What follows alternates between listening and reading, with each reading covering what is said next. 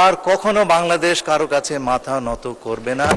আমরা নত জানু পররাষ্ট্রনীতির কবর রচনা করেছি। আপনারা নিশ্চয় লক্ষ্য করেছেন আমাদের মাননীয় প্রধানমন্ত্রীর সবল এবং সফল পররাষ্ট্রনীতির কারণে আজকে আমরা মেরুদণ্ড সোজা করে মাথা উঁচু করে দাঁড়িয়েছি।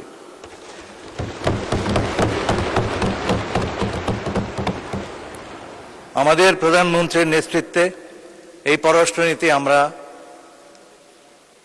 এগিয়ে নিয়ে যাব এবং আর কখনো বাংলাদেশ কারো কাছে মাথা নত করবে না। আমরা নত জানু পররাষ্ট্রনীতির কবর রচনা করেছি। মাননীয় সংসদ সদস্য যে কথাটি বললেন অত্যন্ত মূল্যবান, তার কারণ হচ্ছে আমাদের পররাষ্ট্রনীতির বাস্তবায়নের একটা বড় দায়িত্ব হচ্ছে বিভিন্ন দূতাবাসের।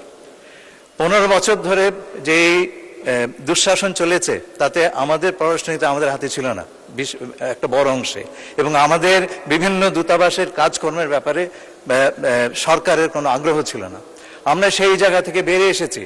প্রত্যেকটা দূতাবাসের জন্য আমরা একটা কি পারফরমেন্স ইন্ডিকেটর তৈরি করছি এবং এটার ভিত্তিতে নির্ভর করে প্রতিটি দূতাবাসের আমরা কি ইভ্যালুয়েশন দেব, এবং আমরা যখন আগামী বাজেট আপনাদের কাছে পেশ করব তখন আপনারা সেই প্রতিটি তথ্য পাবেন।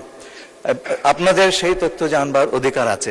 তবে একই সঙ্গে আমি এইটুকুও বলি যে আমাদের সাইজের যে সমস্ত দেশ আছে এবং আমাদের পররাষ্ট্র কর্মকাণ্ডের বিস্তৃতি যেভাবে হওয়ার দরকার সেই তুলনায় আমাদের বাজেট কিন্তু অপ্রতুল। সেটা আমি বাজেট ডিসকাশনে বলেছি।